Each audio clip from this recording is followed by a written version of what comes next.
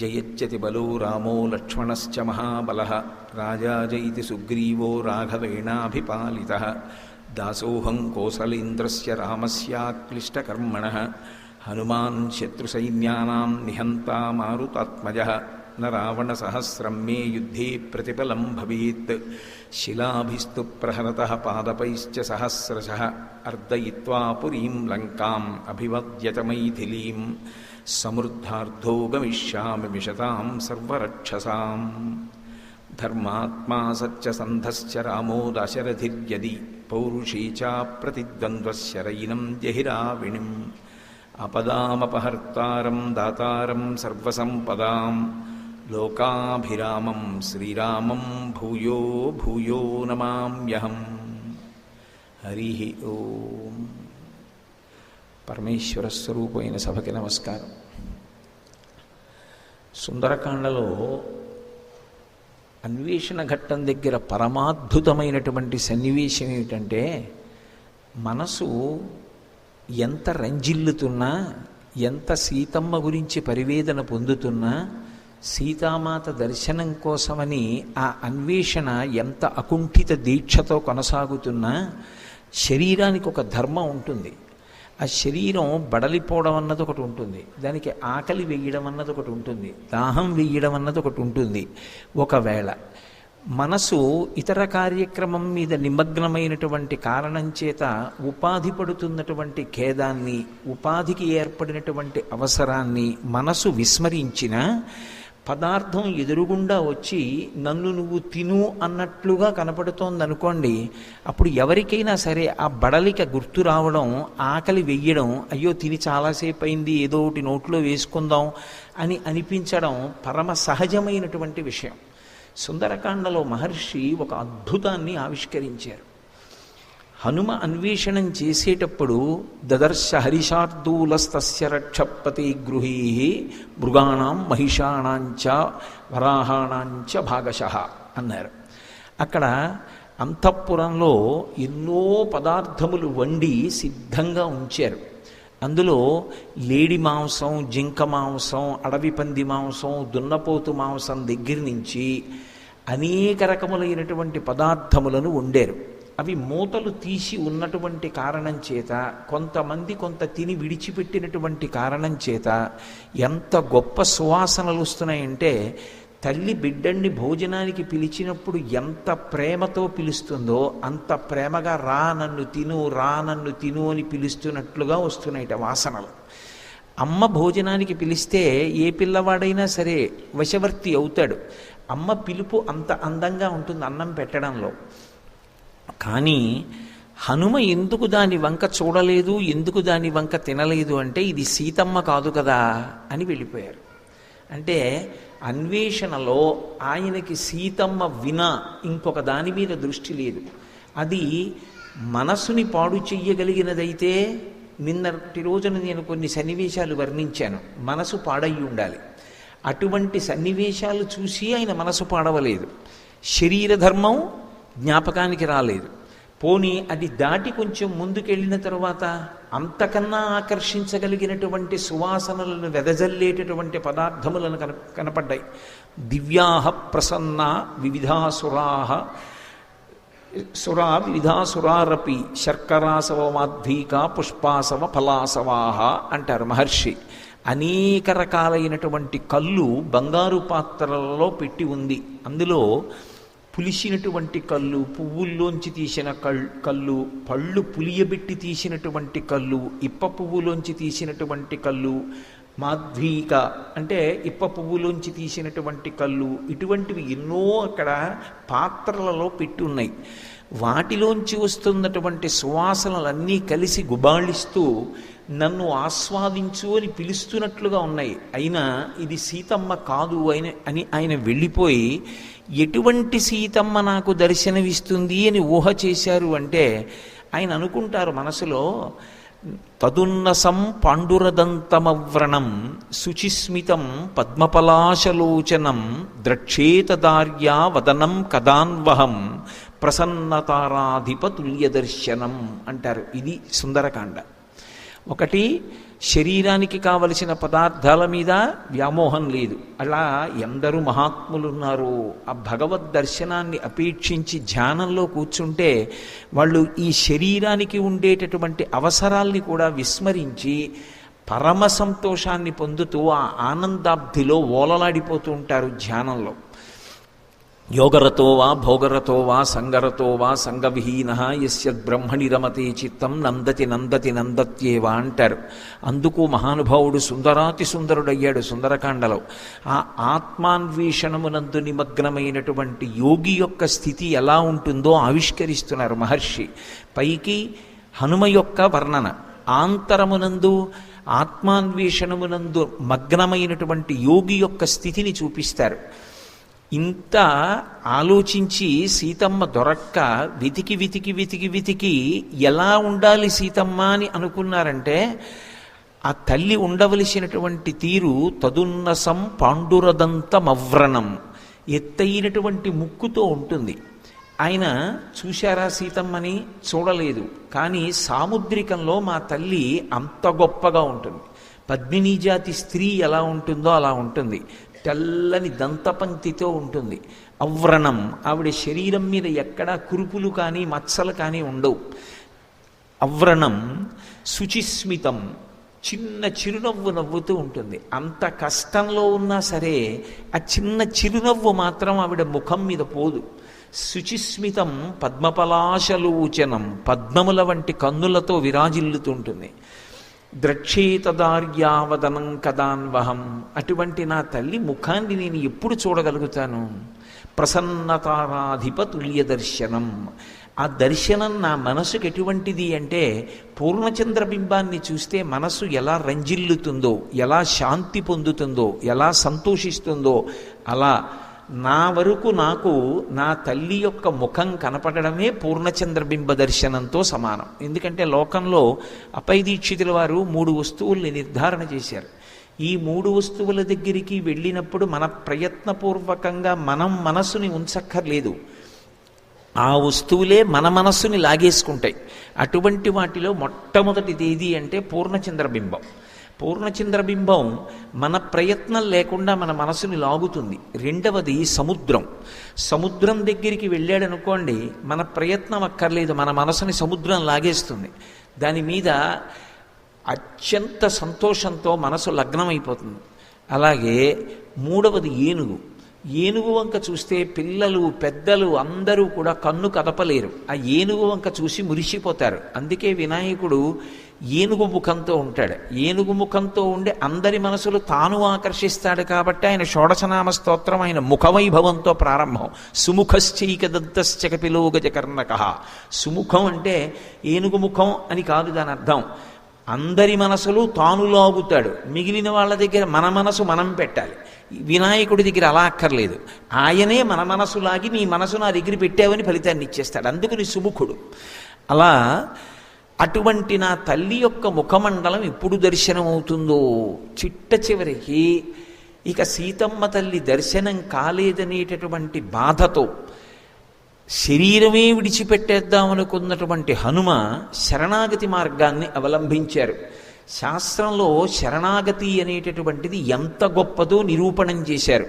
నమోస్తు రామాయ సలక్ష్మణాయ దివ్యై చ తస్యై జనకాత్మజాయై నమోస్తు రుద్రేంద్ర యమానిలేభ్యో నమోస్తు చంద్రార్కమరుద్గణేభ్య సిద్ధిం వే సంవిధాస్యంతి దేవాస్సర్షి గణాస్త్విహ బ్రహ్మా స్వయంభూర్భగవాన్ దేవాశ్చైవ దిశంతు మే సిద్ధిమగ్నిశ్చ వాయుశ్చ పురుహూతశ్చ వజ్రభృత్ వరుణ పాశహస్తైశ్చ సోమాదిత్యౌ తథైవ చ అశ్వినౌ చ మహాత్మానౌ మరుతః శర్వ ఏవ చ సిద్ధిం సర్వాణి భూతాని భూతానాం చైవయ ప్రభు దాస్యంతి మమయేఛాన్యే హెదృష్ట్వా పదిగోచరాః అని సమస్త భూతములకు చతుర్ముఖ బ్రహ్మగారికి లక్ష్మణ సమేతుడైనటువంటి రామచంద్రమూర్తికి దేవ్యై చ తస్యై జనకాత్మజాయై దేవీ స్వరూపమైనటువంటి ఆ తల్లి జానకి ఆనాడు జనకుణ్ణి ఎలా అనుగ్రహించిందో అలా నన్ను అనుగ్రహించి నాకు దర్శనమిచ్చి సీతమ్మ దర్శనాన్ని హనుమ పొందారనేటటువంటి కీర్తి నాకు కట్టబెట్టాలి తప్ప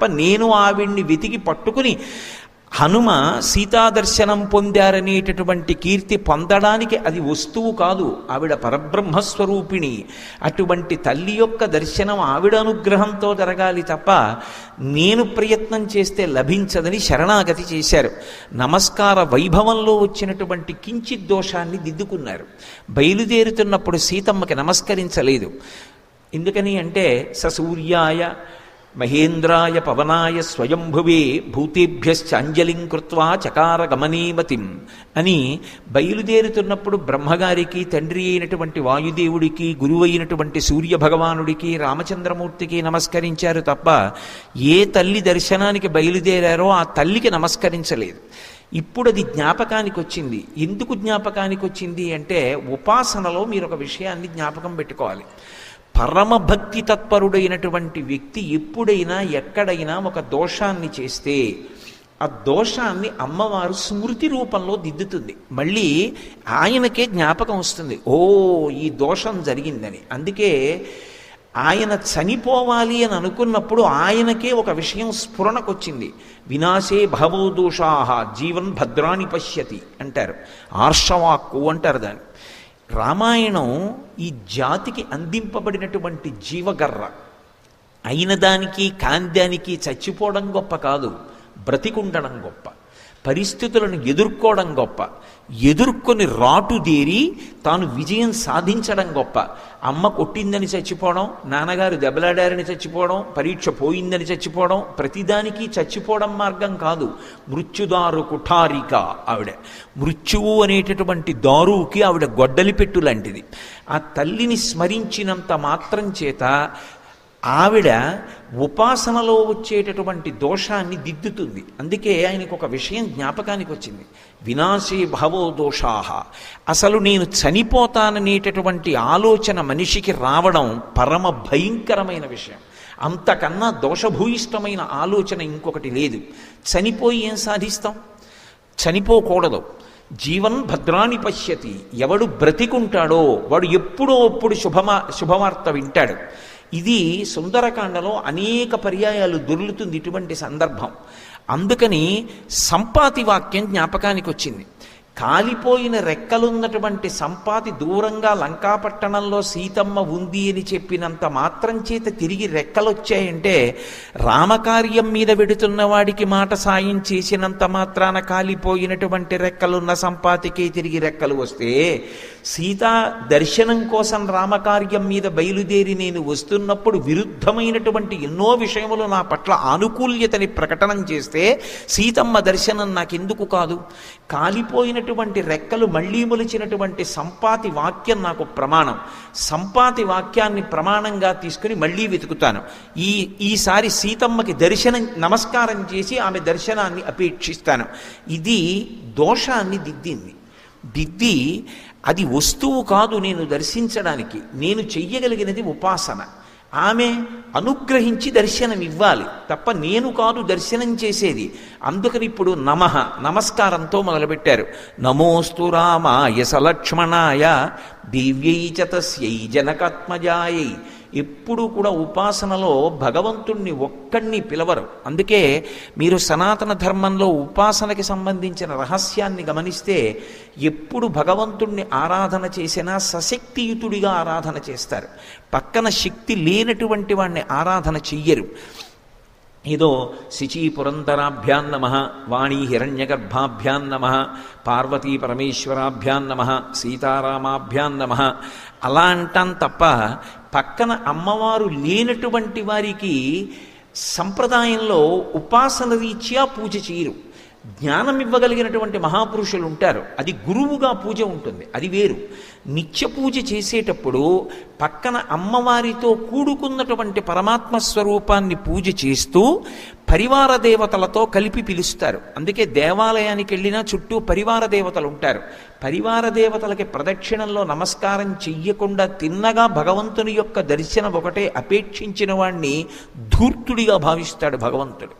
అందుకే ప్రదక్షిణం చేసి పరివార దేవతల్ని చూసి వెళ్ళాలి. అందుకని రామ మీకొక్కరికి కాదు నమస్కారం, నమోస్తు రామాయ సలక్ష్మణాయ ఉపాసన రహస్యాన్ని ఆవిష్కరిస్తున్నారు. దేవ్యై చ తస్యై జనకాత్మజాయై. జనకాత్మజ అయినటువంటి ఆ తల్లుందే ఆమెకి నమస్కరిస్తున్నాను, మిగిలిన వారందరికీ నమస్కరిస్తున్నాను, సమస్త భూతకోటికి నమస్కరిస్తున్నాను. ఇప్పుడు కనపడింది శిశుపావృక్షం. ఎక్కడ? సదదర్శ విదూరస్థం చైత్యప్రాసాదముచ్ఛ్రీతం మధ్యే స్తంభ సహస్రేషు స్థితం కైలాస పాండురం అంటారు మహర్షి. 1000 స్తంభాల మంటపం ఉంది. 1000 స్తంభాల మంటపం అది చైత్యప్రాసాదం. ఆ 1000 స్తంభాల మంటపం పక్కన ఉన్న శిశుపావృక్షం మీద కూర్చున్న తర్వాత దర్శనమైంది. యోగికి దర్శనం ఎక్కడవ్వాలి? గురువుగారి అనుగ్రహంతో ఆ చంద్రుడి నుంచి ఒలుకుతున్నటువంటి సుధాధారలలో తడుస్తూ అమ్మవారి దర్శనం సహస్రారంలో అవ్వాలి. సహస్రారం అంటే 1000 స్తంభాల మంటపం. అందుకే యోగపరంగా ఆలోచన చేస్తే అది 1000 స్తంభాల మంటపం. ఆ మంటపం పక్కన ఉన్నటువంటి శిశుపావృక్షం మీద కూర్చునుండగా కింద తల్లి కనపడింది. ఎలా కనపడింది? ఆయన ఎలా ఉంటుంది అమ్మవారిని ఊహించారో అలాగే కనపడింది. అది భగవంతుని యొక్క లక్షణం ఏమిటంటే యద్భావం తద్భవతి. వేదాహమేతం పురుషం మహాంతం ఆదిత్యవర్ణం తమసస్తుపారే సర్వాణి రూపాణి విచిత్య ధీర నామాని కృత్వాభివదన్ యదాస్తి అంటుంది శృతి. ఆయనకు అసలు ఒక రూపం లేదు, కానీ మనం ఎలా కనపడాలని ధ్యానం చేస్తున్నామో అందుకే ఒక మంత్రం చేస్తే ఆ మంత్రానికి ఒక ధ్యాన శ్లోకం ఉంటుంది. ఆ ధ్యాన శ్లోకంలో ఇలా ఉంటుంది అమ్మవారు, ఇలా ఉంటాడు అయ్యవారు అని వర్ణిస్తారు. అలా వర్ణించబడినటువంటి రూపం ఏదుందో దాన్ని భ్రూమధ్యంలో కానీ ముక్కు చివర కానీ బాహ్యనేత్రములను మూత వేసి ధ్యానం చేస్తూ లోపల జపం చేస్తారు.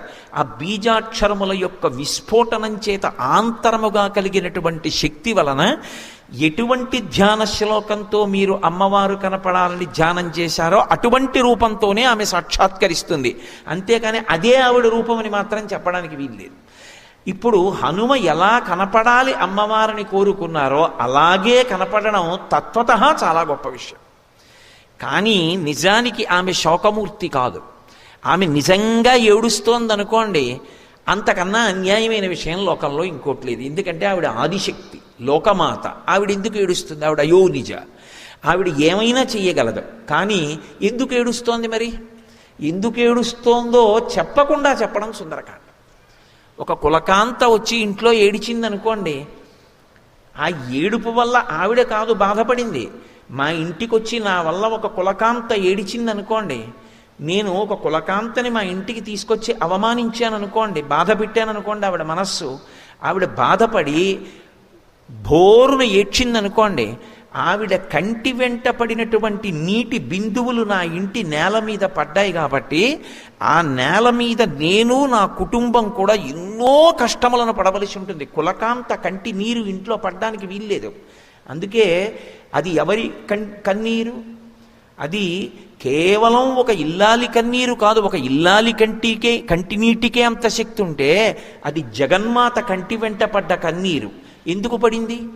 కొడుకుగా మాట్లాడవలసిన వాడు కేవలం ఒక పురుషుడిగా తల్లితో మాట్లాడకూడని మాటలు మాట్లాడుతున్నాడు. కుసంస్కారానికి కన్నీరు కార్చింది.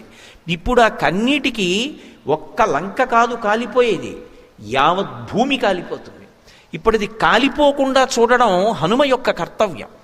అందుకే ఆయన ఏం చేశారంటే ఉల్లంఘ్య సింధో సలిలం సలీలం యశోకవన్నిం జనకాత్మజాయా ఆదాయతేనైవ దదాహలంకాం నమామితం ప్రాంజలిరాంజనీయం. సుందరకాండలో హనుమద్వైభవాన్ని చెప్పింది ఆ శ్లోకం.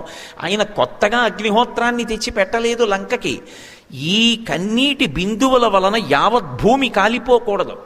అందుకని ఆయన ఏం చేశారంటే యశోకవన్నిం జనకాత్మజాయా సీతమ్మ కన్నుల వెంట పడినటువంటి బాష్పధార అనబడేటటువంటి అగ్నిహోత్రాన్నే నిప్పుగా మార్చి లంకనొకదాన్ని కాల్చేశారు. ఆవిడ కన్నీటికి కారణం లంక ఒకటే కాబట్టి, అమ్మ మిగిలిన భూమి కాలడానికి వీళ్ళే అని మహాయోగి పుంగవుడై దాని యొక్క అగ్నిహోత్ర సంస్కారము చేత లంక ఒకటే కాలిపోయేటట్టు చేసి మిగిలిన భూమిని కాపాడాడు ఆయన.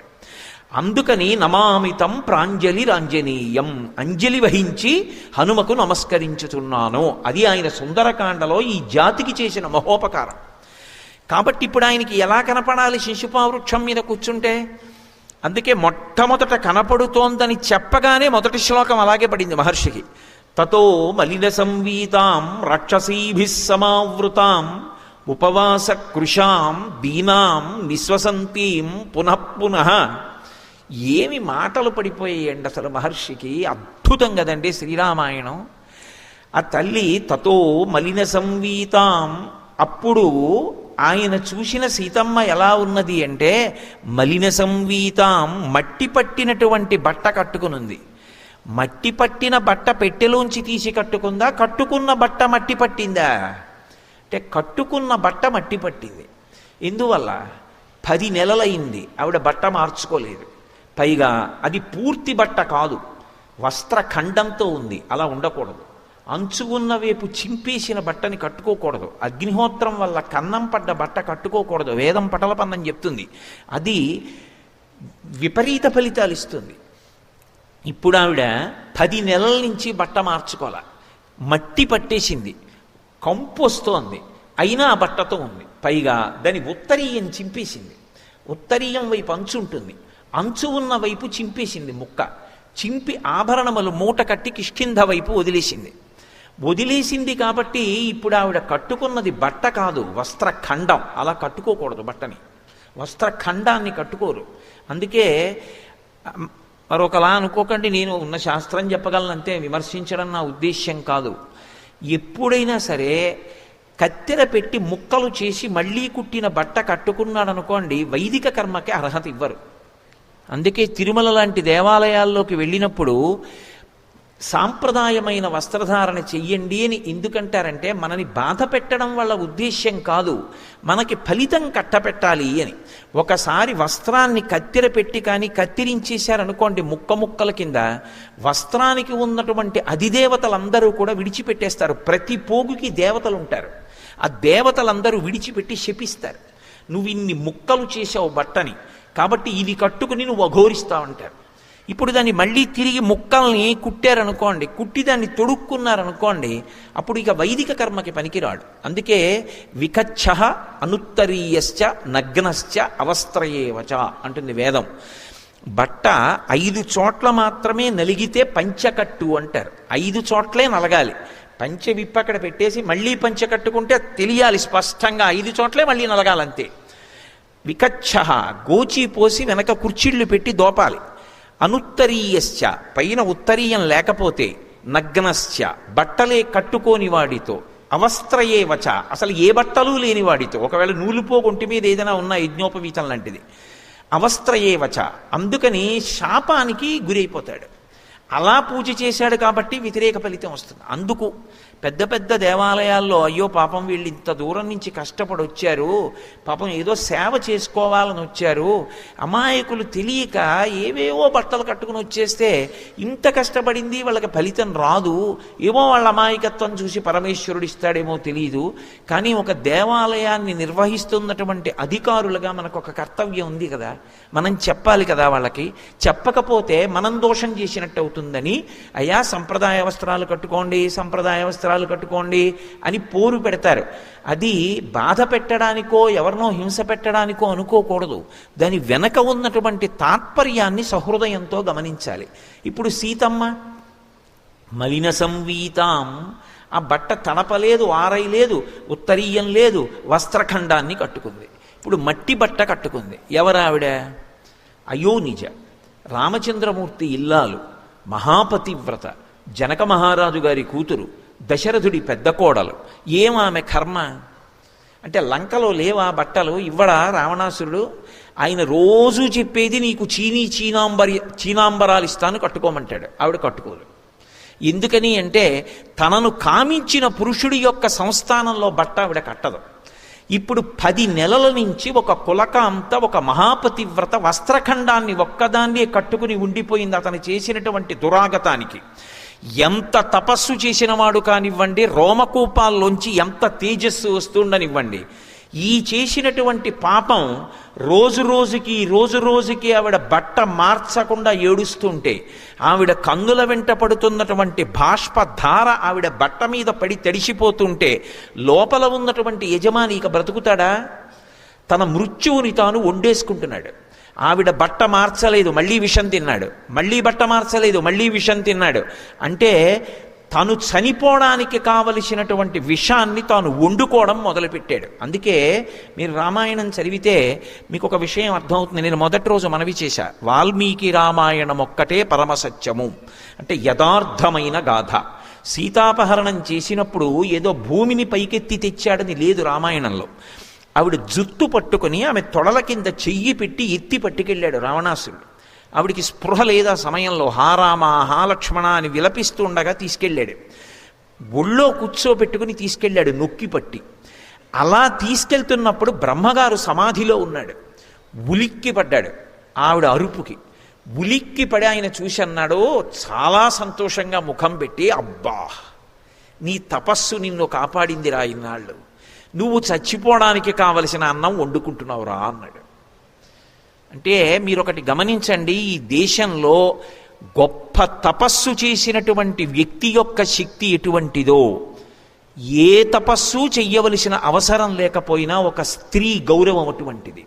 ఒక స్త్రీ జోలికి వెళ్ళడం, ఒక స్త్రీని నిష్కారణంగా అనరాని మాటలు అని బాధ పెట్టడం, ఆమె కళాశాలకి వెళ్ళి చదువుకునేది కానివ్వండి, ఉద్యోగానికి వెడుతున్నది కానివ్వండి, ఒక్క పిల్లే కనపడింది కదా అని చెప్పి మన నోటికొచ్చినట్టు వదరితే అది మనం విషాన్ని వండుకుంటున్నట్టు. దాని ఫలితాన్ని చిట్ట చివర అనుభవించవలసి వస్తే 10 తలకాయలుంటే ఆగలేదు, తెగిపోయాయి. అందుకే రామాయణం సుందరకాండ ఎంతకాలం ప్రచారంలో ఉంటుందో అంతకాలం పిల్లల్లో కుభావములు పుట్టవు. వాళ్ళకి అందించేవన్నీ విషంతో కూడుకున్నవి అందించవలసిన అమృతాన్ని అందించకుండా వాళ్ళు చెడిపోతున్నారని గుండెలు బాదుకుంటే ఎవరిది దోషం? అంతకన్నా ఒక్క మాట నేను మాట్లాడక్కర్లేదు. కాబట్టి తతో మలిన సంవీతాం, ఆమె మట్టి పట్టిన బట్ట కట్టుకుని ఉంది. బాహ్యంలో వర్ణన, మట్టి పట్టిన బట్ట కట్టుకుంది. ఆవిడ సౌందర్యం అది. ఏమా సౌందర్యం? అంతఃసౌందర్యం. తనని కామించినటువంటి దౌర్భాగ్యుడి ఇంట్లో ఉన్న బట్ట తాను కట్టదు. అది ఏమైనా కానీ ఆ బట్టతోనే ఉంటుంది. 10 నెలలయింది అలాగే ఉంటుంది. ఐశ్వర్యం ఉండి కాల్చనా, తాను ఎత్తుకొచ్చిన కులక అంతా బట్ట మార్చుకోలేదు. తాను ఇన్ని చీనాంబరాలు కట్టుకు పడుకుంటే ఎవడికి కావాలి? అంటే తాను వెళ్ళిపోయే రోజులు దగ్గరికి వస్తున్నాయి. అది ఆమె సౌందర్యం, అది ఆయన దుశ్శీలత. ఇది గమనించి అలాగే అమ్మవారు ఉంటుంది తప్ప ఇంకొకలా ఉండదు, సంతోషంగా నవ్వుతూ ఉండదు. ఆమె ఎంతో ఆనందంగా ఏదో బట్టలు కట్టుకుని ఉండదు అని మనసులో ధ్యానం చేయడం హనుమ యొక్క సౌందర్యం. అలా ఉన్నటువంటి స్త్రీ దగ్గరికి వచ్చి ఆమె మనసు ఇంకా బాధపడేటట్టు మాట్లాడితే అంతకన్నా దారుణమైనటువంటిది ఇంకొకటి ఉండదు. వాడు వేదం చదువుకున్నవాడైతే ఎవడకు కావాలి? వాడు పూజలు చేసిన వాడైతే ఎవడకు కావాలి? పుష్పక విమానం ఉన్నవాడైతే ఎవడకు కావాలి? విశ్రవసో బ్రహ్మ కొడుకైతే ఎవడకు కావాలి? ఆచరణ లేని నాడు వాడు ఎంత చదువుకున్నవాడైనా దాని వలన ఉపయోగము లేదు. అందుకే రామాయణానికి తీర్పు రాముడు అయోధ్యకాండలో చెప్పాడు, చారిత్రమేవ వ్యాఖ్యాతి వీరం పురుషమానినం. నువ్వు ఎంత గొప్పవాడివో నీ పక్కన ఉన్నటువంటి విషయాల గురించి మేము ఆలోచించాం. నీ నడవడి చెప్పు, నీ ప్రవర్తన ఎలా ఉంటుంది? నువ్వు ఎప్పుడు ఎలా ఉండాలో అలా ఉంటావా? సమయాన్ని బట్టి, కాలాన్ని బట్టి, దేశాన్ని బట్టి, వర్ణాన్ని బట్టి, ఆశ్రమాన్ని బట్టి ఆచరించవలసిన ధర్మాన్ని ఆచరిస్తావా? పెద్దలు చూపించిన సంప్రదాయంలో నడవగలవా? అలా నడవగలిగితే చెప్పు, నెత్తి మీద పెట్టుకుంటాం. చారిత్రమేవ వ్యాఖ్యాతి. నీకు తెలుసు కానీ ఆచరించవు, అక్కర్లేదు, పక్కన పెట్టేస్తారు. అందుకే నేను ఆచరిస్తాను. తెలుసుకుని ఉండడం ఒక్కటి కాదు, ఆచరించడం నా ధర్మం అంటాడు రామచంద్రమూర్తి. అన్నీ తెలుసు, ఆచరణ అక్కర్లేదు రావణాసురుడికి. ఎవరి ముందు నిలబడలేకపోయారు. తెలియడం గొప్ప కాదు, ఆచరించడం గొప్ప. ఆచరణ ఉన్నవాడి ముందు కేవలం తెలిసున్నవాడు నిలబడలేడు. రామాయణం యొక్క తీర్పు. వాడు 10 తలలున్నవాడైనా సరే. ఒక్కొక్క శ్లోకంలో ఒక్కొక్క మాటని ఇలా అన్వయం చేశారనుకోండి, ఎన్ని విధాల సౌందర్యం అది. అప్పుడు నేను ఒక్క శ్లోకం ఎన్నాళ్ళు చెప్పవలసి ఉంటుంది. కాబట్టి నేను అందించాను కాబట్టి మీరు అలా అన్వయం చేసుకోగలిగిన సమర్థులు. అన్వయం చేసుకోగలిగిన సమర్థులు నీ చెప్తే కాదు, నాకు చెప్పగలిగినంత సమర్థులు. కానీ వినయంగా వినడం మీ యొక్క గొప్పతనం కాబట్టి వింటున్నారంతే. కాబట్టి తతో మలిన సంవీతాం రాక్షసీభిః సమావృతాం. చుట్టూ రాక్షస స్త్రీలను ఉంచాడు. ఏమి రాక్షసుల్ని ఎందుకు పెట్టడు అంటే అది ఆయన యొక్క కామానికి పరాకాష్ఠ. తాను కామించిన స్త్రీని వేరొక పురుషుడైన రాక్షసుడు కూడా చూడకూడదు. రాక్షసి స్త్రీలే చూడాలి అక్కడ, తప్ప మగవాళ్ళు కూడా చూడడానికి వీల్లేదు. 2, ఇప్పుడు ఆమె కష్టాన్ని ఎవరికి చెప్పుకోవాలి? ఆమె మనుష్య కాంతగా నటిస్తోంది అయోనిజయ అయినా కూడా. మనిషికి కష్టం వచ్చినప్పుడు ఓదార్పు ఏమిటంటే ఎవరికైనా చెప్పుకోవడం. ఎవరికైనా చెప్పుకుంటే ఎంత కష్టమో కొంత తీరిపోతుంది. ఇప్పుడు ఆవిడికి చెప్పుకోవడానికి ఎవరున్నారు? రాముడికి హనుమ ఉన్నారు, లక్ష్మణస్వామి ఉన్నాడు, సుగ్రీవుడు ఉన్నాడు, వానరులు ఉన్నారు, సీతమ్మ ఎండకన్నెరుగని తల్లి అకస్మాత్తుగా అపహరింపబడింది. కనీసం తన కష్టం చెప్పుకోవడానికి ఒక మనిషి లేడు. సరికదా, ఒక రాక్షసుడిని ఎవరినైనా అక్కడ పెడితే రాక్షసుడు ఆమె వంక చూసేస్తాడేమో, చూడ్డానికి కూడా వీల్లేదు. ఆయన సొత్త, ఆమె రామచంద్రమూర్తి సొత్తు. ఇలా నిర్ణయించడానికి ఆయన ఎవరు? రావణుడు. ఇప్పుడు రాక్షసీభి సమావృతాం, మనస్సు ఎంత క్రౌర్యంతో ఉన్నదో, ఎంత రాక్షస బుద్ధి ఉన్నవాడో రావణుడు శ్లోకం చెప్తోందా చెప్పట్లేదా? ఇంతమంది మధ్యలో ఉంటూ కూడా తన కష్టం చెప్పుకోవడానికి మనిషి లేడు. అసలు బ్రతకడం సాధ్యమా? పిచ్చెక్కిపోతుంది ఇంకోళ్ళకైతే. ఆవిడ తపస్సు చేస్తోంది రాముడి కోసం. ప్రతికూల పరిస్థితులు వచ్చినప్పుడు ప్రతికూల పరిస్థితులలో మనసు విచలం కాకుండా, కదిలిపోకుండా నిలబెట్టి రామ పాదములను లోపల ఆశ్రయించింది. పైకి అరే రే రే రే ఇలా ప్రవర్తిస్తున్నాడే అని ఆయన యొక్క దౌష్ట్యానికి ఏడుస్తోంది. ఎవరు కాలిపోతారు ఈ దుష్ప్రవర్తనకి? రాక్షసీభి సమావృతాం అంటే అందుకే మహానుభావుడు స్వామి వివేకానందుడు ఒక మాట అన్నాడు. అసలు ఎక్కడా ప్రపంచ వాంగ్మయంలో ఇక సీతమ్మ తల్లి లాంటి వ్యక్తి ఇక పుట్టదు. ఆ తల్లికి ఆ తల్లియే సాటి. మహాపతివ్రత, అద్భుతమైన నడవడి ఆ తల్లిది అన్నాడు. కాబట్టి రాక్షసీభి సమావృతాం ఉపవాస కృషాం, ఆమె ఉపవాసాలు చేస్తోంది. ఉపవాసాలు అంటే అశనం అంటే అన్నం తినకుండా ఉండడం.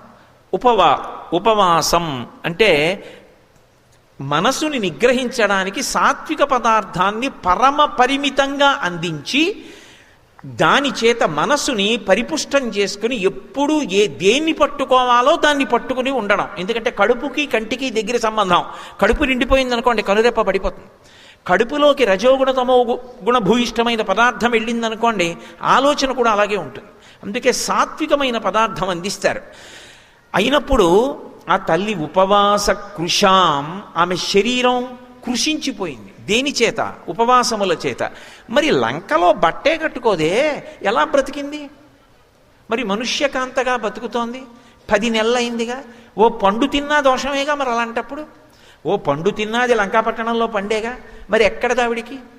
అంటే ఆవిడ పాతివ్రత్య శక్తి అటువంటిది. ఆవిడ శరీరము నిధనం కాకూడదని దేవేంద్రుడు ప్రతిరోజు పాయసాన్నం పంపేవాడు ఆవిడికి. ఆమె ఆ పాయసాన్ని దేవతలు తీసుకొస్తే స్వీకరించేది. దేవతలు అందరికంటికి కనపడరు, అది ఆ తేజస్సున్న వాళ్ళకే కనపడతారు. ఆమె పాయసాన్ని పుచ్చుకుని భర్తృశేషం భర్తకి పెట్టకుండా తినకూడదు. అందుకని ఆమె ఏం చేసేదంటే ఈ భూమండలంలో ఎక్కడ ఉన్నా ఇది రాముడికి, రాముడు లక్ష్మణుడు తినకుండా తినడు. అది ఆయన నియమం. త్యాగరాజస్వామి కీర్తన ఉంటుంది. ఎంత అద్భుతంగా చేశారో అసలు ఆ కీర్తన. నేను వడ్డిస్తానంటూ చేస్తారు త్యాగరాజస్వామి. రామాయణ హృదయాన్ని పట్టుకుని చేశారు మహానుభావుడు. అందుకని ఈ భూమి మీద ఎక్కడ ఉన్నా రామలక్ష్మణుల యొక్క కడుపు నిండుగాక అని వాళ్ళ ప్రీత్యర్థం ముందు భూమి మీద వదిలిపెట్టేది కొంత పాయసం. బహుపరిమితంగా శరీరాన్ని నిలబెట్టుకోవడానికి కొంత పాయసాన్ని ఆవిడ పుచ్చుకునేది. ఇప్పుడు ఆవిడ లంకలో అన్నపు మితుకు కూడా తినలేదు. ఉపవాస కృషాం, తన ఇంట 10 నెలల నుంచి ఉన్నటువంటి ఒక మహాపతివ్రత పిడికెడు మెతుకులు తన ఇంట్లో తినలా. ఒక కాయ కానీ ఒక పండు కానీ ముట్టుకోలా. ఎవరికి ప్రమాదం ఇది? ఎవడు ఈ పాపానికి బాధ్యత? ఎవడి ఖాతాలోకి ఎడుతుంది ఈ పాపం? ఇవన్నీ మహర్షి చెప్తున్నారా? చెప్పకుండా చెప్పడం మహర్షి కావ్యరచనలో సౌందర్యం. అందుకు సుందరకాండ. ఉపవాస కృషాం దీనాం, ఆమె మహాదీనంగా ఉంది. సాధారణంగా లోకంలో దీనుడు అన్న మాటకు అర్థం ఏమిటంటే తనకి తాను సహాయం చేసుకోలేనివాడు. ఏ సహాయం అందక ఎవరో వచ్చి ఆదుకుంటే బాగుండునని చెప్పి దైన్యంతో ఉన్నటువంటి వాడెవరో వాళ్ళని దీనుడు అంటారు. ఆమె లోకమాత, జగజ్జనని, అపారమైనటువంటి తపశ్శక్తి సంపన్నురాలు. మరి ఆవిడ దీనురాలు ఏమిటి? ఆవిడ ఎందుకు తనని తాను రక్షించుకోదు? ఆవిడ తలుచుకుంటే ఆవిడ అగ్నిహోత్రుని ఒక్క ప్రార్థన చేసిందనుకోండి, దేవతలను ప్రార్థన చేసిందనుకోండి, ఆవిడ ఉత్తర క్షణంలో మళ్ళీ కళ్ళు తెరిచేటప్పటికి ప్రస్రవణ పర్వతం మీద ఉంటుంది రామపాదార విందములయందు. మరి ఎందుకు చేయదు? ఎందుకు దీనంగా అక్కడే ఉంది? అంటే మానవకాంతగా ప్రవర్తిస్తోంది కదూ, పతివ్రతగా నిలబడింది కదూ. పతియాజ్ఞ లేకుండా తన తపస్సుని తన రక్షణ కొరకు ఉపయోగించకూడదు. అది ఆవిడ దైన్యం. ఒక మనుష్యకాంతగా పాతివ్రత్యాన్ని పాటించేటప్పుడు నియమాన్ని దాటకుండా ఉండి, శక్తి ఉండి రావణుండి నిగ్రహించకుండా తన గౌరవాన్ని నిలబెట్టుకుని అలాగే నిలబడిపోవడంలో దైన్యం కనపడుతోంది తప్ప ఆమె శక్తి లేనిది కాదు. ఇప్పుడు అంత శక్తివంతురాలు శక్తి ఉండి వెళ్లకుండా అలాగే ఉంటే ఆవిడ్ని బాధ పెడుతుంటే ఏమైపోతాడు రావణుడు? ఇది సౌందర్యం శ్లోకంలో. ఉపవాసకృశాం దీనాం నిశ్వసంతీం పునఃపునః. ఆమె మళ్ళీ మళ్ళీ మళ్ళీ మళ్ళీ నిట్టూర్పులు విడుస్తోంది. నిట్టూర్పు అంటే అన్నారనుకోండి, అది నిట్టూర్పు అంటారు. పెద్ద ఊపిరి వదిలిపెడుతూ ఉండడం. ఎందుకు అంటే ఆమె లోపల రాముడితో కలిసి ఉంది. ధ్యానమునందు ఆమె రాముడి కన్నా భిన్నంగా లేదు. ఆమె రామపాదార విందములను సేవిస్తోంది లోపల. కానీ ఆమెకి బాహ్యంలో రామస్పర్శ కావాలి, రాముడితో కలిసి ఉండాలి. ఇంత ధ్యానం చేస్తున్నాను, ఇంకా రాముడు రాలేదు. ఏ దోషం జరిగింది? ఎందుకు రాలేదు? ఇది అందుకు ఆవిడ నిట్టూరుస్తోంది. అంటే ఆవిడ ఎంత ధ్యాన స్థితిలో ఉంది. అటువంటి ఆవిడ దగ్గరికి వెళ్ళి అనరాని మాట ఏదైనా అంటే కట్టి కుడిపోయేదు. ఎంత తపస్సైనా కాపాడుతుందా? ఇంకా ఇదే ఆమె ఆంతరస్థితి. బాహ్యమునందు హనుమ ఎలా కోరుకున్నారో అలా కనపడుతోంది.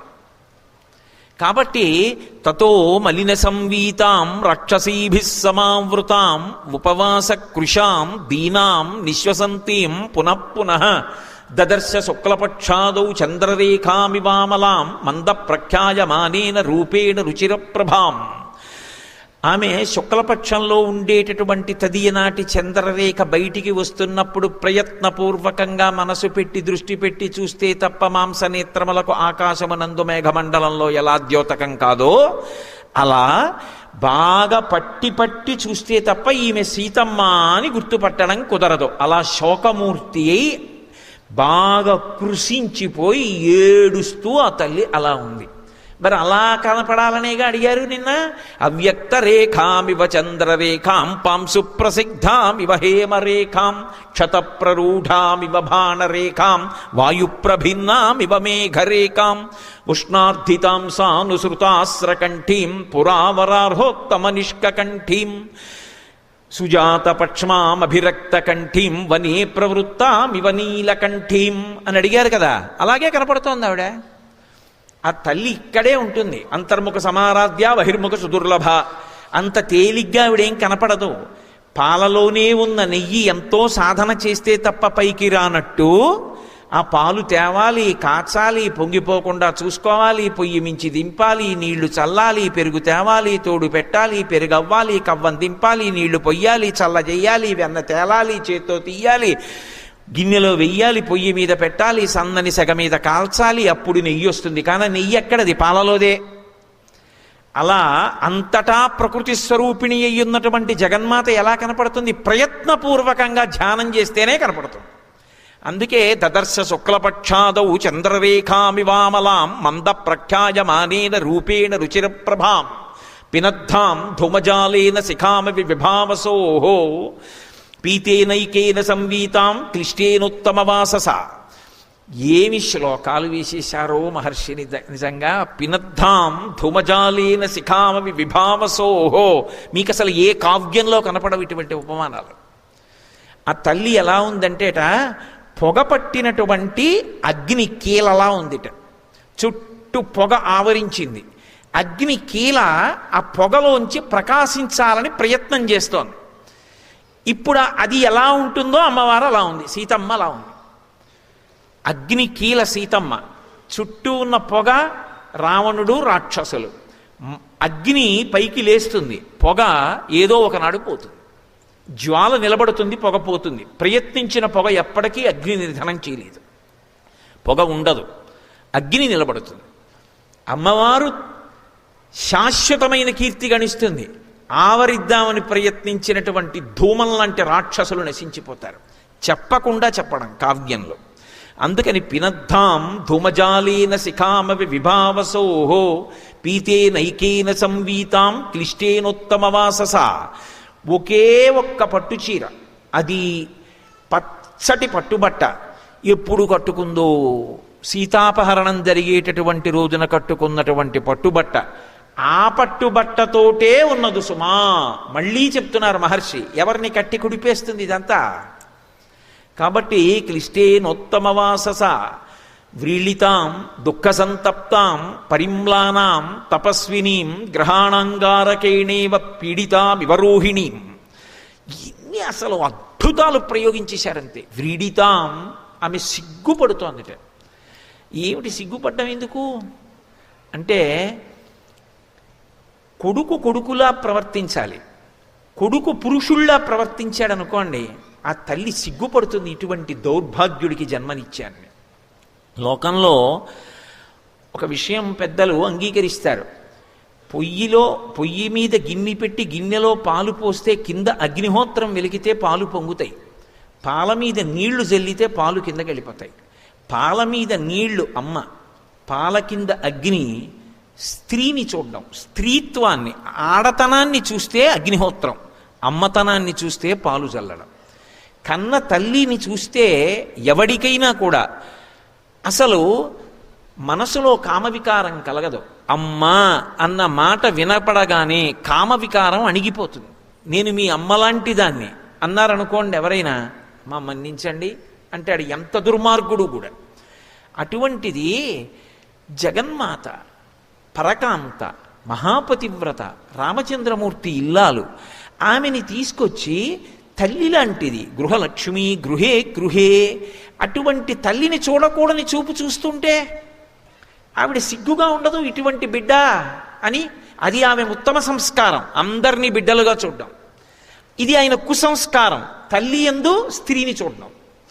అంటే వ్రీళితాం దుఃఖ సంతప్తాం, అందుకు ఏడుస్తోంది ఆవిడ. పరిమ్లానాం, వాడి వత్త అయిపోయింది. తామర తీగ ఎండిపోతే ఎలా ఉంటుందో అలా ఉంది. పరిమ్లానాం తపస్వినీం, ఆమె తపస్సు చేస్తోంది. తపస్సు చేస్తున్నటువంటి స్త్రీ జోలికి వెడితే, మహాపతివ్రత జోలికి వెడితే ఎంత ప్రమాదం. తపస్వినీం గ్రహాణంగారకేణేవ పీడితామివ రోహిణీం. రోహిణి చంద్రుని యొక్క ఇల్లాలు. చంద్రుని యొక్క ఇల్లాలైనటువంటి రోహిణి వంక అంగారకుడు దుష్టమైనటువంటి చూపు చూశాడనుకోండి, అప్పుడు రోహిణికి ఎటువంటి బాధ కలుగుతుందో, ఆ బాధ కలిగిన రోహిణి ఎలా ఉంటుందో సీతమ్మ అలా ఉన్నది. కాబట్టి గ్రహాణంగారకేణేవ పీడితామివ రోహిణీం తాం స్మృతిమివ సందిగ్ధాం వృద్ధిం విపతితామివ విహచా వివశ్రద్ధ ఆశాం ప్రతిహతామివ. నేను మీతో మనవి చేశా కదూ, అసలు సీతమ్మ దర్శనమైనప్పుడు వాల్మీకి మహర్షి వేసినటువంటి శ్లోకాలలో ఉన్న ఉపమానాలు ఏ కవి ప్రయోగించడు. పరమాద్భుతమైనటువంటి ఉపమానాలు. తాం స్మృతిమివ సందిగ్ధాం. ఇంతకుముందు ఏదో ఒక విషయాన్ని చదువుకున్నాడు ఆయన చదువుకున్న కారణం చేత ఆ విషయం చెప్పవలసి వస్తే సాధికారికంగా చెప్తాడు, అలవోకగా చెప్తాడు. దాని గురించి పెద్ద పరిశ్రమ ఏం అక్కర్లా, వెంటనే జ్ఞాపకానికి వస్తుంది ఆయనకి. కానీ చాలా కాలం అయిపోయింది, దాని మీద ఆయన పెద్ద శ్రద్ధ పెట్టి ఆలోచించలేదు. ఇప్పుడు తనకి జ్ఞాపకం వచ్చింది ఉందే, అది సత్యమేనా, అదేనా లేకపోతే ఇంకోటా, నేను తప్పు చెప్తున్నానా, ఇదేనా చెప్పవలసింది అని చెప్తున్నవాడికి అనుమానం వచ్చింది అనుకోండి. ఇంతకుముందు చెప్పగలిగిన దక్షుడు, కానీ ఇప్పుడు చెప్పేటప్పుడు అది మరుపుకొచ్చి నేను చెప్తున్నది ఇంతకుముందు చెప్పిందేనా, ఇంతకుముందు చెప్పింది సత్యం అదే చెప్తున్నానా, సరిగా జ్ఞాపకం వచ్చిందా, ఇంకోటి ఏదో చెప్పేస్తున్నానా అని అనుమానం వచ్చిందనుకోండి. అప్పుడు లోపల ఎంత కుమిలిపోతుంటాడు పైకి మాట్లాడుతున్నా. ఆ స్థితి ఎలా ఉందో సీతమ్మ అలా ఉందిట. అయ్యో బాబాయ్, అది ఎవరైనా అసలు ఉపమానం అలా ప్రయోగించగలరండి? ఆ స్థితి మనస్సులో ఊహించాలంతే. తాం స్మృతిమివ సందిగ్ధాం వృద్ధిం నిపతితామివ. ఎంతో వృద్ధిలోకి వచ్చాడు. అబ్బా ఏమి మహానుభావుడండి అని చెప్పుకున్నారు. అకస్మాత్తుగా రాత్రికి రాత్రి ఐశ్వర్యమంతా మధ్యపతనం అయిపోయింది. ఆయనే మరునాటి రాత్రి ధనవంతుల యొక్క ఇంటి గోడల నీడలో నిలబడి గుర్తుపట్టకుండా భిక్షాటన చేస్తున్నాడు. ఇంత వృద్ధిలోకి వచ్చి ఐశ్వర్యం ఒక్కసారి మధ్యపతనం అయిపోతే ఎలా ఉంటుందో అలా ఉందిట సీతమ్మ. వృద్ధిం నిపతితామివ. ఎందుకంటే అప్పుడే చెప్పింది, సీతాపహరణం జరిగే ముందే చెప్పింది, ఇంకా మనం అంతఃపురానికి వెళ్ళిపోతాం కదా రామా, ఒకవేళ అది ప్రాణాలతో దొరకకపోతే ఆ జింక శరీరాన్నైనా పట్టండి, నా అంతఃపురంలో పెట్టుకుంటానండి. ఎందుకంటే ఆవిడ అప్పటికి పెట్టి సర్దేస్తోంది, ఇంటికి వెళ్ళిపోదామని. అయిపోతోంది ఇంకా సమయం, అమ్మయ్య అరణ్యవాసం అయిపోతోంది అనుకుంటోంది. అనుకుంటున్నావిడ ఇంత కష్టంలోకి వెళ్ళింది. మరి ఆవిడ బాధ ఎలా ఉంటుంది? వృద్ధిం నిపతితామివ విహతామివచ శ్రద్ధ. ఇంతకు ముందు ఆయనకి విశేషమైనటువంటి నమ్మకం దేని మీద? శాస్త్రం మీద, గురువు మీద. గురువు గారి మీద, శాస్త్రం మీద ఉన్న విపరీతమైనటువంటి నమ్మకాన్ని, తిరుగులేని నమ్మకాన్ని శ్రద్ధ అని పిలుస్తారు. శంకరాచార్యులు వారు శ్రద్ధ అన్న మాటకు వ్యాఖ్యానం చేస్తూ, శాస్త్రస్య గురువాక్యస్య సత్యబుద్ధ్యావధారణాత్ సా శ్రద్ధ కడితా సిద్ధి యయా వస్తూపలభ్యతే అంటారు. గురువుగారు తిరుగులేదు, ఇంకా గురువుగారు చెప్పారంటే సత్యం, శాస్త్రం చెప్పింది పరమసత్యం. తిరుగులేని నమ్మకం ఎవడికి ఉంటుందో వాడు శ్రద్ధావంతుడు అని పిలుస్తారు. ఒకప్పుడు ఒక వ్యక్తి అటువంటి శ్రద్ధ కలిగిన వాడు. ఇప్పుడు శాస్త్రం ఏమిటి, గురువుగారు ఏమిటండి అని తన విచ్చలవిడిగా తిరుగుతున్నాడు. ఆయన్ని చూస్తే ఎలా ఉంటుందో అలా ఉందిట సీతమ్మ. ఎందుకని? ఒకప్పుడు రాముడి చేత లక్ష్మణుడి చేత రక్షింపబడుతున్నటువంటి దుర్నిరీక్షురాలైనటువంటి తల్లి ఇవాళ అటువంటి స్థితిలో ఉంది. అందుకే తాం స్మృతిమివ సందిగ్ధాం వృద్ధిం నిపతితామివ విహచామివచ శ్రద్ధ ఆశాం ప్రతిహతామివ. తప్పకుండా ఈ పని అయిపోతుంది అనుకున్నాడు. అమ్మయ్యా ఈ పని అయిపోతుంది, ఇంకా మనకేమీ బెంగలేదు అనుకున్నాడు. చిట్ట చివరకు వచ్చేసింది, పూర్తి వ్యతిరేకంగా జరిగింది. అయిపోతుంది అనుకున్న పని. ఇప్పుడు ఆ వ్యక్తి ఎలా ఉంటాడు? అతని ముఖం ఎలా ఉంటుంది? అలా ఉందిట సీతమ్మ. ఆ తల్లి యొక్క మనస్థితిని చెప్తారు. తాం నీలకేశీం బింబోష్ఠీం సుమధ్యాం సువ్యవస్థితాం సీతాం పద్మపలాసాక్షీం మన్మథస్య రతిర్యథ. ఇది పవిత్రమైనటువంటి హృదయం అంటే. రావణుడు సీతమ్మని చూస్తాడు, హనుమ సీతమ్మనే చూస్తున్నారు. ఇద్దరు చూస్తున్నది ఆవిడ్నే. కానీ హనుమ చూస్తే ఎలా ఉంటుందో చూడండి. తాం నీలకేశీం, ఓ మా తల్లి జుత్తు నల్లగా ఎంత దీర్ఘమైనటువంటి కేశపాశం, దానికో నమస్కారం. అమ్మవారు మా తల్లి, నా రామచంద్రమూర్తి నా తండ్రి, నా తండ్రి యొక్క భార్య నా తల్లి. మొదటిసారి చూస్తున్నాను మా అమ్మని జీవితంలో, ఇప్పటి వరకు చూడలేదు. తాం నీలకేశీం బింబోష్ఠీం. ఎందుకు ఇవన్నీ? మా స్వామి మహాందగాడు, పుంసామోహన రూపాయ పుణ్యశ్లోకాయ మంగళం, ఆయనకి తగిన ఇల్లాలు మా అమ్మ. ఆ భావనతో చెప్తున్నారు. బింబోష్ఠీం, ఎర్రదొండ పండు వంటి పెదవి కలిగినది. సుమధ్యాం, చక్కని నడుము, సన్నటి నడుము కలిగినది. సువ్యవస్థితాం, మా తల్లి కూర్చుంటే అపసవ్యంగా అస్తవ్యస్తంగా కాకుండా ఎంత పద్ధతిగా కూర్చుందో చూడండి. సువ్యవస్థితాం సీతాం పద్మపలాసాక్షీం. మా అమ్మ కన్నులు ఇంత కష్టంలో ఉండి ఎరిపెక్కలేదే. ఇప్పటికీ మా అమ్మ కళ్ళు పద్మాలు ఎలా ఉంటాయో అలా ఉన్నాయే అనుగ్రహ శక్తితో. పద్మపలాసాక్షీం మన్మథస్య రతిర్యథ. మన్మధుడికి రతీదేవి ఎలాగో రామచంద్రమూర్తికి మా అమ్మ అలా కదూ. ఇద్దరు ఒక్కలాంటి వాళ్ళు కదూ. అనుగ్రహ శక్తిలో, ఆకారంలో, రూపసౌందర్యంలో ఒకరికొకరు తగినవారు. ఏమి మా తల్లి? మాన్యాగురు వినీతస్య లక్ష్మణస్య గురుప్రియా ఇది సీతాపి దుఃఖార్త కాలోహి దురతిక్రమ. ఆర్షవాక్కు. రామాయణం జ్ఞాపకం పెట్టుకుంటే, రామాయణం చదువుకుంటే ప్రతి చిన్న కష్టానికి మనిషి విచలితుడు కాడు. అదొక్కటి చాలదండి. జీవితం అంటే వడ్డించిన విస్తరీ కాదు, పూల పాన్పు కాదు. అకస్మాత్తుగా వచ్చేవే కష్టాలు, ఆపదలు. కానీ ఎదురొడ్డి ధైర్యంగా నిలబడిన వాడెవడో వాడు జీవితంలో తట్టుకుని నిలబడగలిగినటువంటి మొనగాడు. వాడి చరిత్ర పుటలకెక్కుతుంది, వాడు ఆదర్శవంతుడై లోకానికి నిలబడతాడు. అంతేకాని చిన్న కష్టం వస్తే విచలితుడైపోయినటువంటి వాడు, నేల పడిపోయినటువంటి వాడు, మట్టి ముద్ద చేయిజారిపోతే నేల మీద పడితే ఇక పైకి లేవదు, బంతి చేయిజారి కింద పడితే మళ్ళీ పైకి లేస్తుంది. అలా లేవాలంటే మనసులో ఉత్సాహం ఉండాలి. అందుకు కదూ అంటారు నిన్న, అనిర్వేద శ్రియోమూలం అనిర్వేద పరం సుఖం అనిర్వేదో హి సతతం సర్వార్థేషు ప్రవర్తకః కరోతి సఫలం జన్మో కర్మయత్తత్ కరోతి సహ తస్మాన్ అనిర్వేద కృతం యత్నం చేష్టేహముత్తమం. ఇంతకన్నా చెప్పగలిగిన విషయాలు ఎక్కడైనా ఎవరైనా చెప్పినవి ఉంటాయా? సత్యం వద ధర్మం చర, ఆకాశము భూమి ఈ మధ్యలో చెప్పాలి తప్ప దాటి చెప్తావా కిందకెళ్ళి చెప్తావా? సనాతన ధర్మంలో చెప్పబడని విషయాలు చెప్పగలిగిన వాడు ఉండడు. ఎందుకంటే సమస్తము సనాతన ధర్మమునందే చెప్పారు. ఎంతో అద్భుతంగా చెప్పారు వ్యక్తిత్వ నిర్మాణం గురించి నిజంగా. అందుకని ఆ తల్లి గురించి చెప్తున్నారు. ఆమె ఎవరు అంటే మాన్యా గురు వినీతస్య లక్ష్మణస్య గురుప్రియ, గురువుల చేత శిక్షింపబడినటువంటి బుద్ధి కలిగినటువంటి వాడు లక్ష్మణస్వామి. ఆయన సామాన్యమైనటువంటి భక్తుడు కాడు. ఆయన యొక్క భక్తి అనితర సాధ్యం. ఆయన బుద్ధి అంత గొప్ప బుద్ధి. రామాయణం చదివితే అబ్బా ఏమి లక్ష్మణస్వామి, ఏమి భక్తి అనిపిస్తుంది నిజంగా. అటువంటి లక్ష్మణస్వామి చేత గౌరవింపబడినటువంటి తల్లి. తెల్లవారి లేస్తే మొట్టమొదట సీతారాముల పాదములకు నమస్కరించేవాడు. సీతమ్మ అంటే అమ్మే. తల్లి సుమిత్రని విడిచిపెట్టేశాడు. మా వదినమ్మ నాతో ఉంది, చాలు మా వదినమ్మ నా తల్లి అనుకున్నాడు. ఈ దేశంలో వదినమ్మ అంటే కన్న తల్లిలా చూడడం ఎంత గొప్ప సంప్రదాయమో, వదినమ్మ పక్కనుంటే అమ్మని మించి ఉంటుంది అని.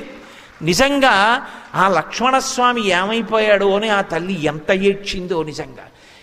అసలు రామాయణము కుటుంబ వ్యవస్థ అని మాట్లాడితే ఓ కుటుంబం అంటే ఇలా బ్రతకాలా అనిపిస్తుంది. అటువంటి లక్ష్మణస్వామి చేత గౌరవింపబడినటువంటి తల్లి. రాము